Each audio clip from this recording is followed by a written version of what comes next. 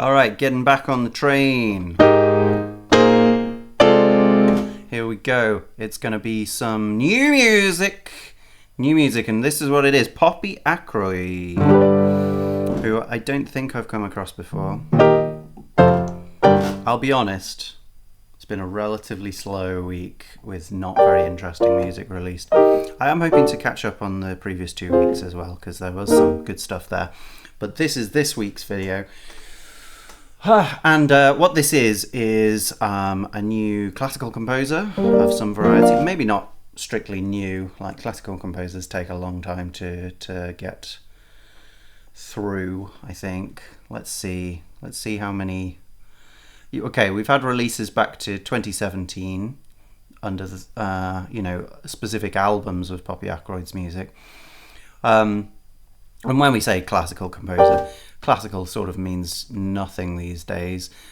She's in the vein, I would say, of like post-Einaudi piano composition.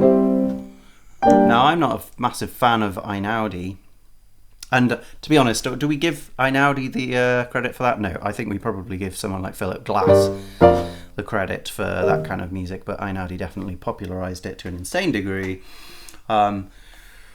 So yeah, anyway, that kind of thing. So similar in some ways to the one I did a few weeks ago, which was Hannah Kiv, or Hannah Kiv, who has a new album out. And so what we're expecting here, based on that, is some kind of expanding.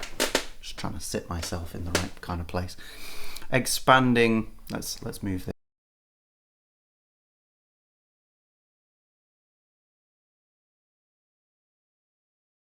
In a minimalist style structure. Let's see if that's what we've got here.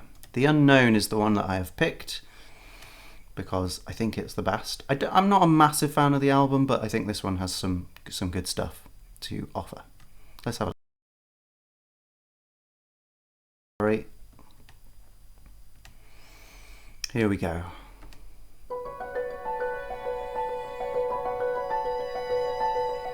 Okay, so just that there, that's our beginning rhythmic and sort of motivic gambit, I suppose. We've got one long held note from the violin. Where is it? Can I guess? It's a B, and that's being held for ages by the violin. So that's just being held, while the piano does this kind of thing. Yeah. I think let's hear it one more time. Oh yeah, no, there's kind of two lines on the piano going again. Let's hear it again.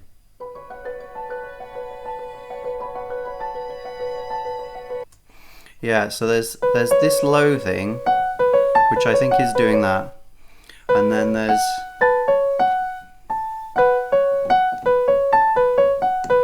I think it's like that. Let's just check if I'm right.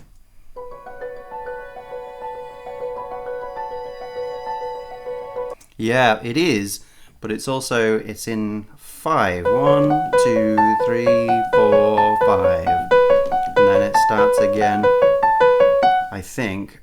So we've got this high octaves line going from A down to F sharp, and then we've got this sort of sus2 chord thing. So we've got the B held in the violin, and we've got these 3 notes plus this one coming in. So overall that gives us like a 7 sus2 chord. A little ambiguous, isn't it? It doesn't quite feel settled. We could also see it as like an F sharp minor chord on B. So that either way, you know, it's the same notes, and what we feel is this sort of unresolved.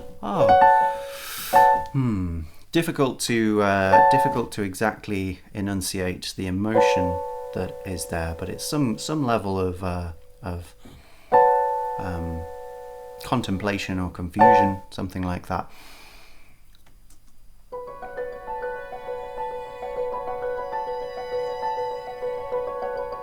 the violin is actually going between the B in the first phrase, it goes up to the A in the next phrase, and via this F sharp comes back down, I think.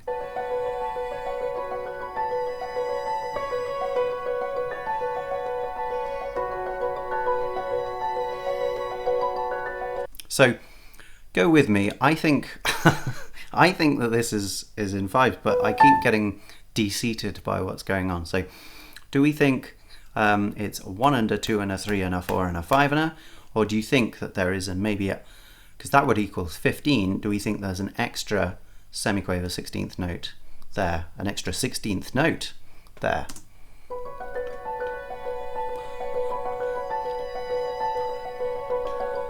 Yeah, no, there isn't really, but there is 2 catch-up ones after the second 15. So we get 1, 2, 3, 4, 5. That's 15. We get that again, and then we get these. So 1, 2, 3, 4, 5. 1, 2, 3, 4, 5, and right. So overall, that equals 2 bars of standard 4 beats, but we never feel that beat. There's nothing giving us that beat. So without wanting to spend more time on these first 6 seconds, let's listen one more time and let's have that in our mind. That's the repetitive structure. It's like a 15 cut into 3 5s, no, 5 3s, and then it's another one of those with an extra 2 on the end. So overall, that's like 10 3s and a 2.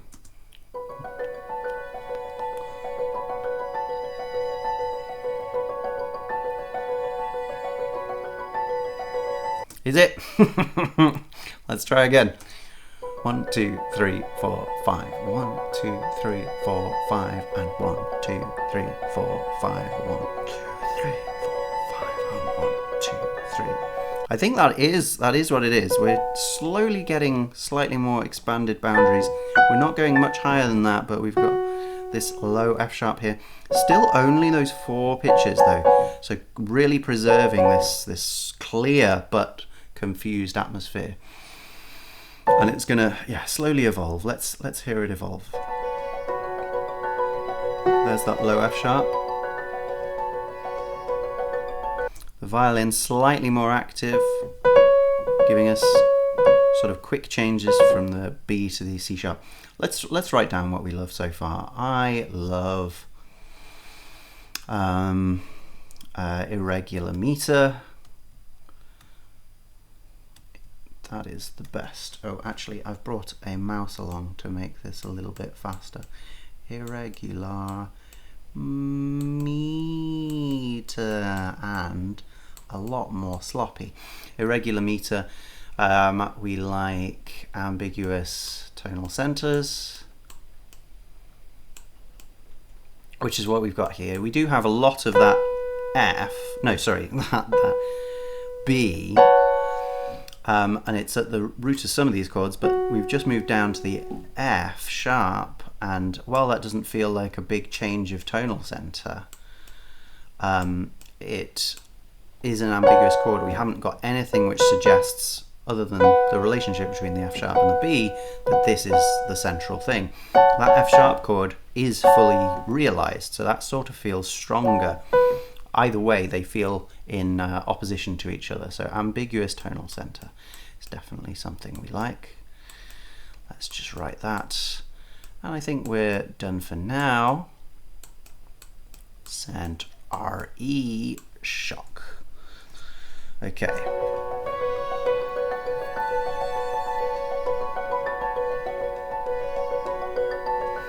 So despite that main thing doing this, it's not clear that the other things are operating on that same scheme. They don't adhere to the beats very clearly. They still are playing rhythmically, so it's not like they're just floating off in some liminal space, but the clarity of whether they're sitting deliberately emphasizing similar beats to that doesn't seem to be there. It seems a little more ambiguous to me.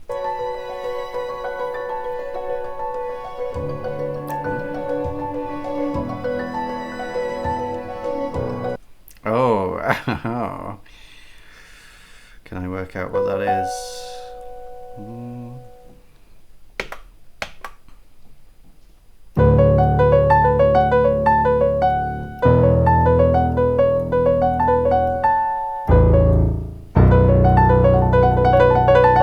Hey, cool. So a new note added in one of the most dramatic fashions possible. Low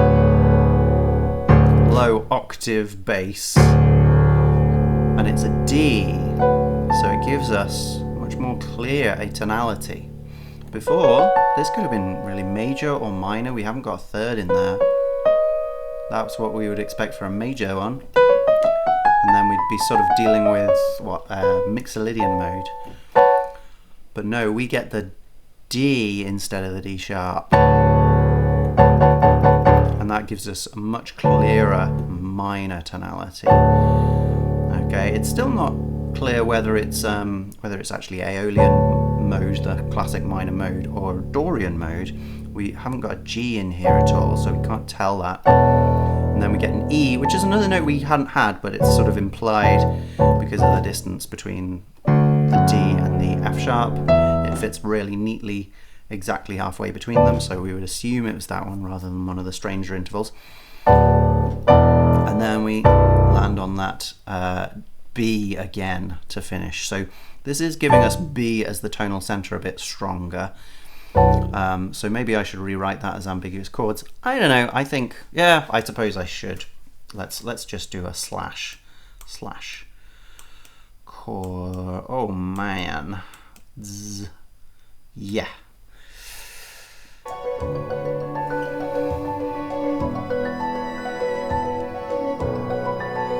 And this doesn't feel like it's adhering to the same 15s, does it? I think there's something going on in the background here. 1, 2, 3, 4, 5, and 1, 2, 3, 4, 5, and it's not quite there. Let's try again. 1, 2, 3. Ah! Yeah, cool. So actually it comes before we start that. So that's, and then it's on the beat there. So it comes just before the start of a 15, which makes it sound like that's the 1. 1 and a 1 E and a 1 E and a 2 E and a 3 E and a 4 E and a, and then it comes as if 16 straight after. So at the heart of this, there may actually be a 4/4 bar, but because of the complexity of the rhythmic patterns, we've taken ages to specify that. I think this is probably where we do it, but I was struggling to beat it along. Let's try again.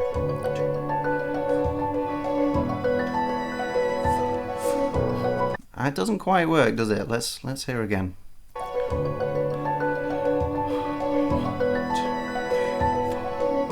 2, 3, 4, 1, 2, 3, 4, 1, 2, 3, 4. Yeah, it is there. Yeah, and so sometimes this just keeps going with its pattern over the bar, and sometimes it doesn't. But that's our pattern there. Flat 3, 4, 1. That sounded surprisingly good considering how badly I played it. Yeah, this is a classic sort of rock chord sequence, really. I can't think of any particular songs right now. It's in a moment of Let Love Rule by Lenny Kravitz. Oh, it's in We Rise Tonight. You and Whose Army by Radiohead as well. And obviously it has provenance before that, but I can't think of what it might be at the moment. Anyway, it's very impactful and sort of a powerful sounding change. I don't know what exactly gives it that. We've got, I guess, a plagal cadence there going from 4 to 1. And yeah, that occurs, I guess, in more sort of church music, gospel music, even older medieval music. Amen. So maybe that's where it comes from. I don't know. But yeah, anyway, it's a very strong change from this very glittery high stuff. It's very, very different to that, isn't it? When it comes in. And then we leave it after we've had several violins coming on the same notes in other octaves. We actually stay suspended on that E. And then we get that.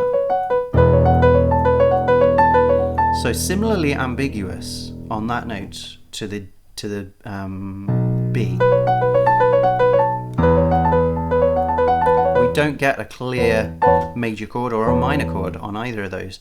We had one moment to that where we had that D chord. Well, and really that does that feel like a first inversion B chord? I don't know. It's complex harmony, but very, very tonal harmony. Like there's nothing from outside the key here, but it's got lots and lots of notes flitting about in association with each other. Anyway, we've left it on that sort of cliffhanger, unresolved tension there. Yeah, with those really high E's on the violin, just vibratoing away.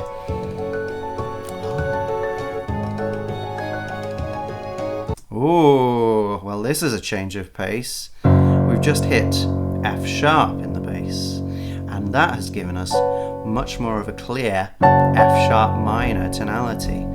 And then we moved up to a G sharp. Whoa. So that would mean before we were sort of operating in an unspoken Dorian. We just didn't have that G sharp there. So it makes a really big difference when it comes in here. Makes it really impactful, that first moment where it appears. So here's another thing I love. I love keeping notes out of the main sections. So, what's a better way of doing that? Keeping notes for specific sections. I like that. Keeping notes. And this can be anything. Like this one has slowly built up our tonal harmony from 4 notes at the beginning, quite a lot of notes really. But then, yeah, in our second moment where the bass comes in, we add 2 more, and then in this section we have added the final 7th note to fill our scale. So it feels quite impactful, that change. Specific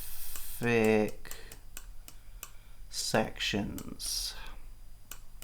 Whoa. Is this faster? I guess it is somewhat. Okay.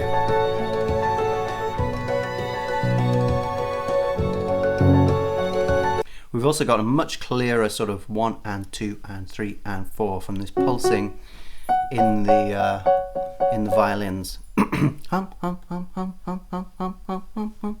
They're constantly doing that.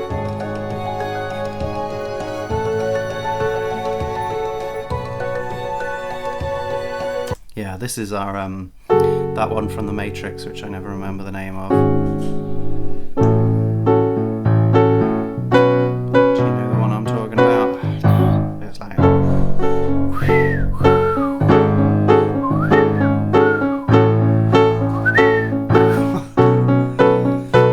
it starts playing and it's got the dum bum ta dum bum ta underneath it, very straightforward money beat, I guess, which is underneath that, and really, yeah, it's really impactful. It's playing when Morpheus is showing Neo around this sort of fake version of the fake world that is the Matrix, and he's showing them around, and then he gets distracted by the woman in the red dress. It's that moment where this is playing, and it's such a powerful piece of music.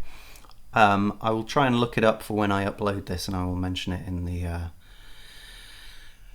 the underneath description. But yeah, it's the same bass movement as that. We've got still the same 4 notes being given by the piano in the higher hand, I guess, in both higher hands. in that one too. But then we've got this movement, and now F sharp really feels like our tonal center. But when we get to the B, it sort of has this memory of before, but then it comes back down again.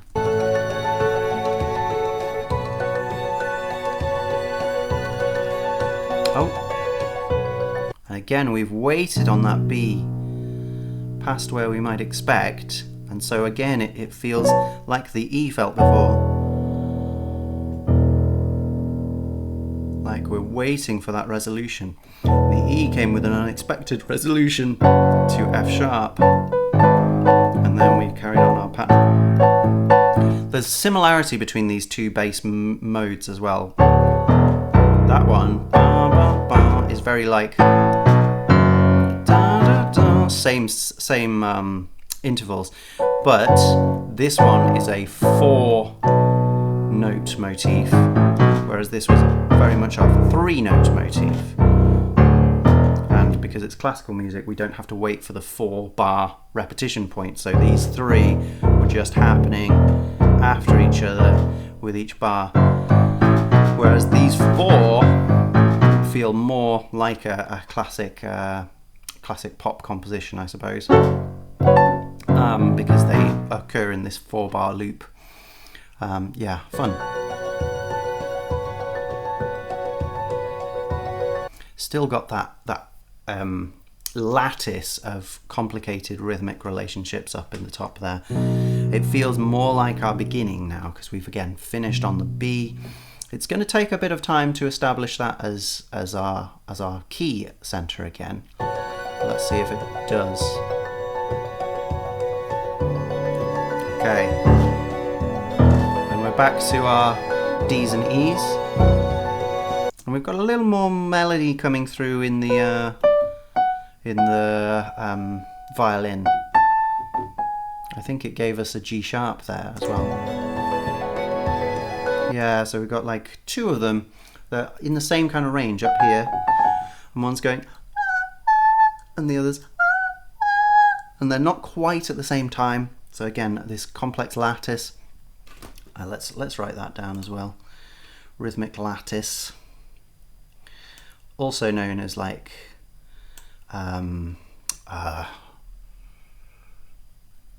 heterophonic as well, but I don't really think that term makes any sense. So I'm just going to put rhythmic lattice. Rhythmic lattice.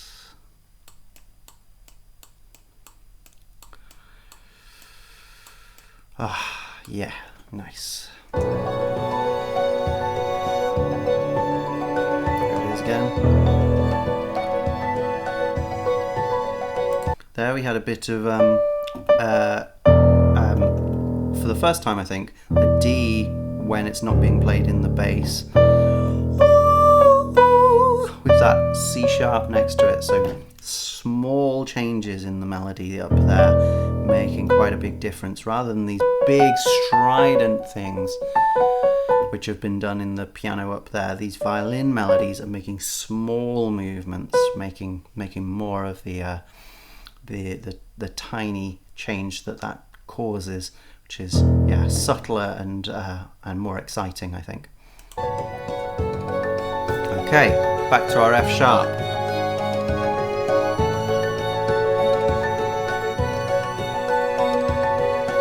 We've also got some percussion in here. When did that come in? It is there. Oh man, it's been in for ages. Okay, it's not really there.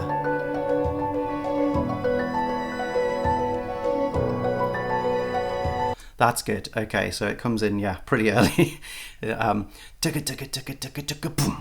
So it's mainly this.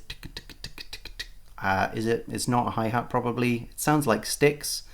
And then one kick drum on the 1 and 2 and 3 and. So just on that offbeat there, that's really fun. Does it continue the same way?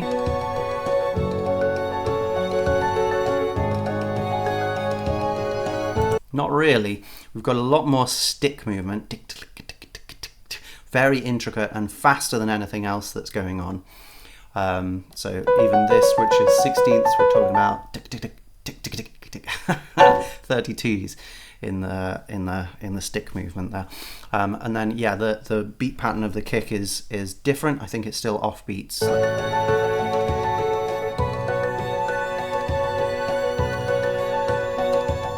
Dum, boom, boom, boom. So it's on the 1 and the 2 and 3 and. Okay, so still the 3 and, but we've added some more, made it slightly more dense. But then, it's coming away a bit, isn't it? The sticks at least. But we've actually got some hidden snare in there. It sounds very muted. Boom, da, boom, da, da, boom, da, boom, da, da. Okay, so really our 4 beats is much clearer than it was at the beginning, even in this recurrence of the initial ideas.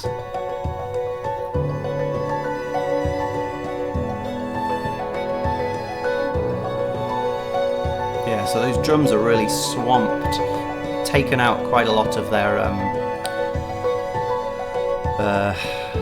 you know, their higher frequencies. And this is again back to that very fast tick tick tick tick tick stuff. Yeah, it's exciting and also just on a low-key level. It's not taking the limelight at all, even though it's more exciting in some ways.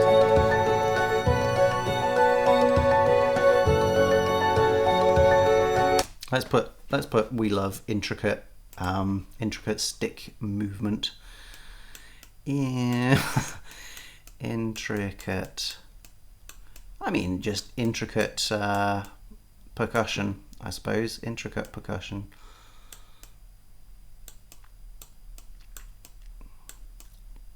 So a lot of what's going on here, despite most of these instruments being classically tonal instruments, it is still their rhythm which is more interesting than the tonal sides.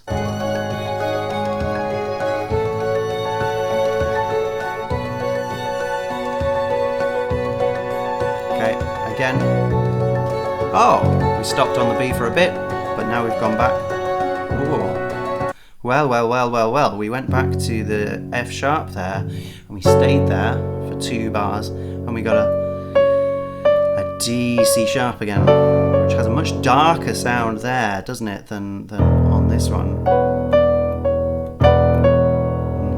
when it's here. Yeah, that flat 6 relationship to the first, to the low note, and resolving to the 5. It sounds, yeah, very ominous. So this feels like a new section, a different kind of thing going on here.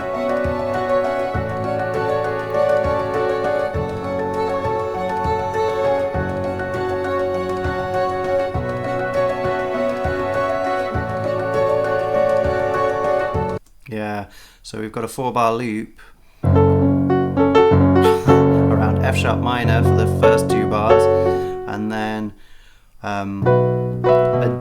yeah, it's around B, but we don't get the B, we don't get the clear B minor, we don't get the D being used in this part, but then we do get it in the next one, which is an interesting one because the bass moves down from B to A, sort of inversion of our classic pattern, moving down there, and then we get the D, so this feels more like a D major kind of sound, but it with an A in the bass, and in relationship to the F and minor, it doesn't sound very resolved or uncomfortable at all. And as well as that D, which is quite prominent there, we've also got a lot of that C sharp, so that is another thing that gives this chord an ambiguity.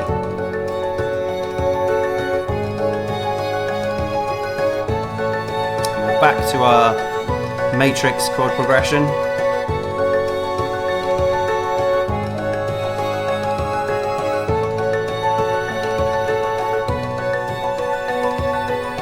Okay, and along with that we get this cool movement.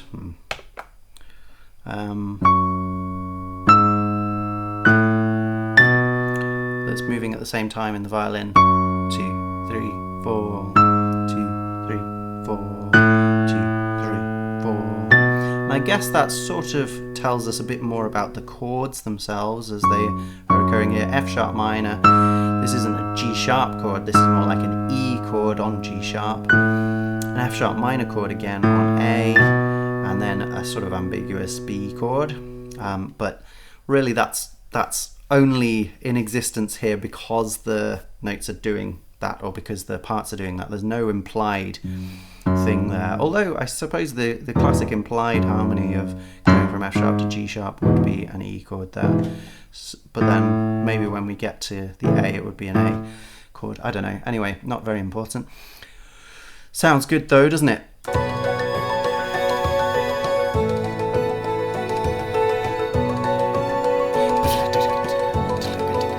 So I think we've shortened the rhythmic sequence there in the drums. So it's now just each 2 beats it's doing the same thing, which gives a little bit more urgency to what's going on, doesn't it? So I guess that's something we love, is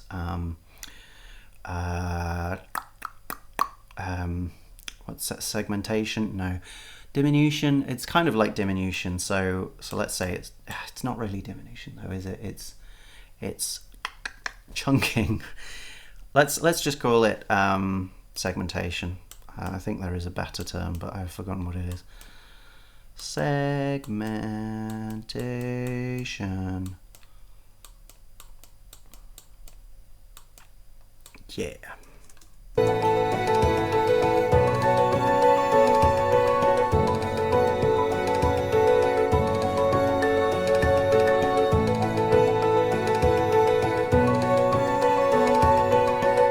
got slightly softer harmony now, still based around the F sharp minor, but it's gone to A, B as the bass, so similar to our that we had at the beginning, but that F to A is a really soft change. There's only 1 note different between those 2 chords, so it feels quite comfortable. And then the B, we're not getting this big strong B minor with that D in there. That D is missing from this section really, so we're getting a slightly brighter, softer and warmer sound because we haven't got that dissonance, and we even haven't got the F sharp. Actually, we've got all pentatonic harmony here around the pentatonic minor F sharp scale.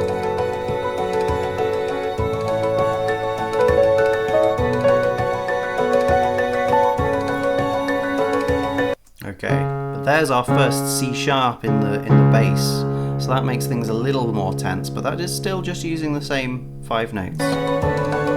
Oh.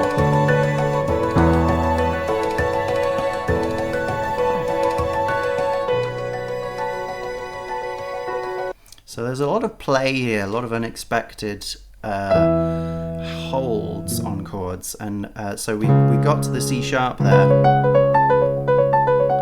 and then plunged on straight into the D, so immediately giving us some more powerful feelings there. Although the C sharp does feel like strangely uncomfortable, I guess because none of the notes here give a C sharp chord. Like that F sharp really gives an F sharp chord with it. The A gives an ambiguous thing, but certainly not a C sharp chord. And then we've got the B, which is a tone dissonance with it. So yeah, so it does feel a little uncomfortable. And then when we move on there, we have this sort of sigh of comfortability, but along with that comes extra complexity and yeah, more intricate, painful feelings maybe. And yeah, and then we stopped on the E, like we have done a few times, but then we did go back down to the B. So we really have these 2 main tonal centers, F sharp and B, and we've used them in very different ways through this, but also with very similar sort of movement in the bass especially. And throughout, we really had these same notes being used in the piano. These main 4 have been a mainstay of almost everything, of which F sharp and B are 2 of the main notes. So that's cool. It is minimal, isn't it? There's very little change on that, aspect, and the progression that we go on is quite unpredictable in a less minimal way, but it's still using very small amounts of melodic material.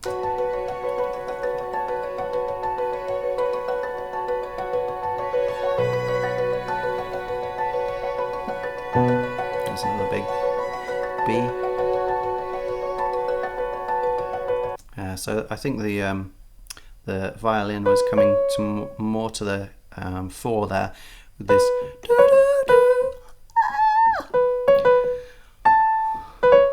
Still just giving us those main 4 notes. Yeah, so the note that's missing here from the pentatonic scale is E, and yeah, so we've got only 4 notes here. Would they exist in? Yeah, I guess they would make. No, they wouldn't.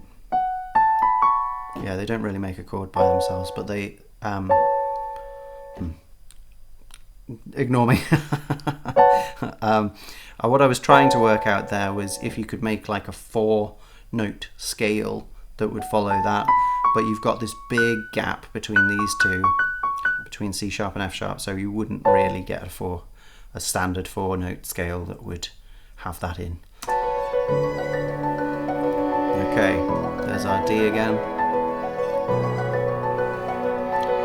I think we got a hint of quite a low G sharp there in the violin. The violin being treated in a really interesting way because it's never very sustained. We get maybe 1 long held note for a bar and then it disappears, but a lot of the time it's just slowly coming in and then quite quickly disappearing. I think we got a moment of an E major chord there, which is quite wild because we haven't ever got that clearly. We've got it from this sort of this kind of thing happening in the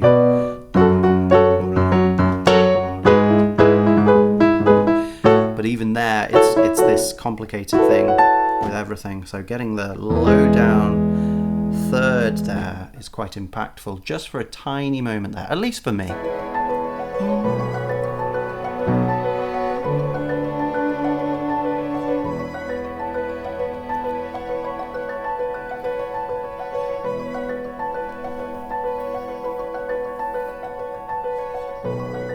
There's our final B, I would imagine.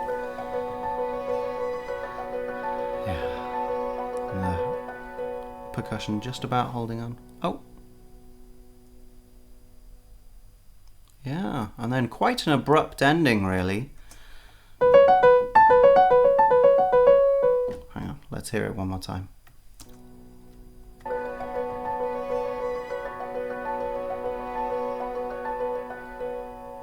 Yeah.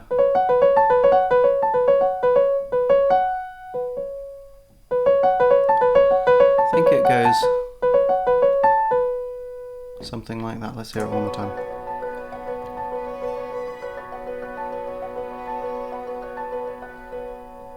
Yeah, so it ends just like that, and then that's over. We've sort of left everything on B's with maybe 1 F sharp in there, so it's a big B power chord to finish. Yeah, I mean, this is clearly not operating on the same wavelength as a standard pop song. It is creating mood somewhat and making that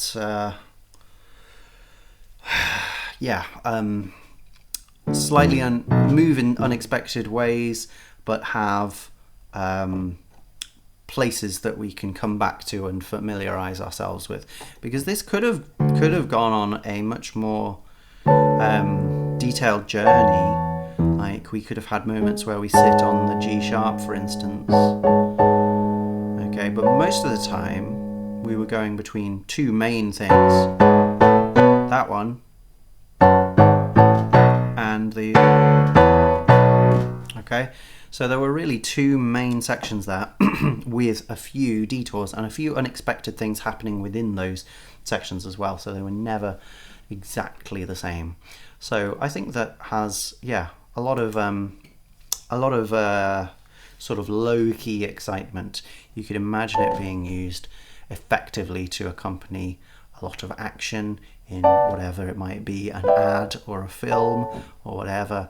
It's got this impactful mood at the bottom of it, and also in like a concert hall, I'm sure it would be pretty electric, just feeling that sort of slow evolution of what's going on there. So fair play to her, Poppy Ackroyd. Good piece of music, and I hope to hear lots more of her in the future. Have a good day. See you soon. Bye bye.